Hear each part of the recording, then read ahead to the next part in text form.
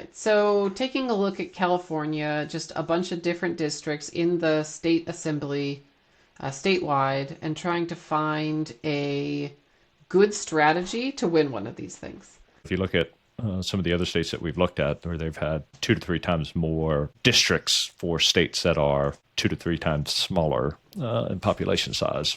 So comparing them, 27, for some reason, the turnout here, the estimated turnout is just abysmal. 60 and 50 are pretty much par for the course. There's a couple 40s in here. And so that to me is more of an opportunity. Obviously, if less people are showing up to vote, then GOTV becomes more powerful.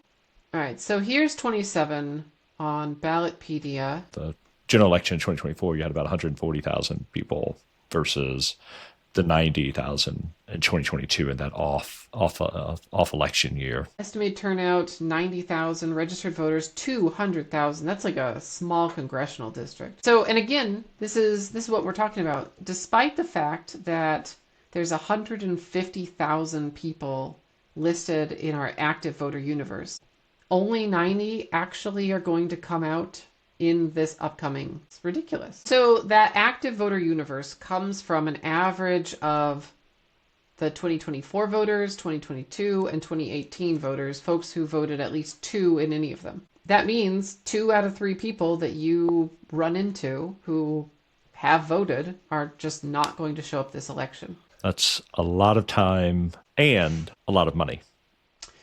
I mean, it is, right? The race is also quite large. And so, I'm talking about an opportunity here, but it's definitely not low-hanging fruit. GOTV is work.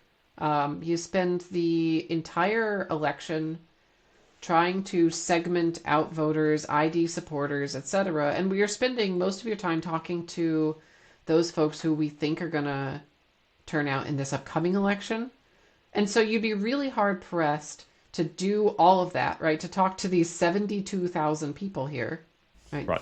There's no way to tell who comes out. In order to send them a couple pieces of mail and do some targeting, with your digital, to send some texts, etc., you're looking at spending $150K here, just talking to independents. I usually just double this number, and that's like a good rule of thumb. I see the path to victory, but it's an expensive one. In fact, I think long-term development is one of the ways I would define this district. When we were talking about our ideal candidate, it's somebody who's elected to a smaller position. It's somebody who's raised a lot of money and has an organization. Maybe they've run in the past and has been running for another year. I actually get this question asked a lot.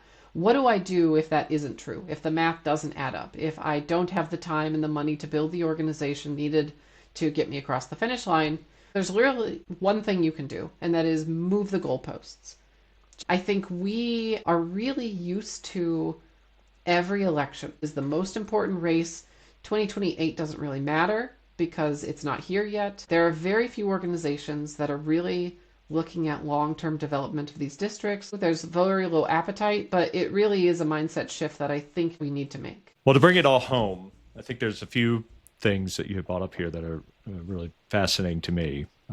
We have this estimated turnout number, which is very low for this district, and the challenges that creates for somebody who's running. There is a good chance that the most effective way for you to win the seat, if you are the minority party, is that you aren't necessarily looking at it from this race, but you're looking at it from a race and winning in 2 years or 4, but you're putting in the groundwork today. And, maybe there are some cost-effective ways to put in that groundwork. It's really interesting how this dashboard we've put together really allows you to pull out these districts. I think if you just look at the percentage, you could say these are really close. In fact, if you look at the primary, it got really, really close. Yeah, previously we looked at a few districts that it was almost the opposite of this, where percentage-wise, you think this is not going to be easy to overcome. There's no way I'm going to win this. But then when you look at the numbers, you realize that, that's a couple weeks extra of knocking doors. Right. This is the exact opposite, where the race looks close. And you realize that this is an extra election cycle of door knocking. It's Yeah. and so it's really interesting to see that. And if you want to see one of these for your district, head on over to Bootstrap Office, scroll down, and fill this out. Ryan and I will get an email, and we'll contact you super shortly. Super shortly. Yeah. Well, check it out.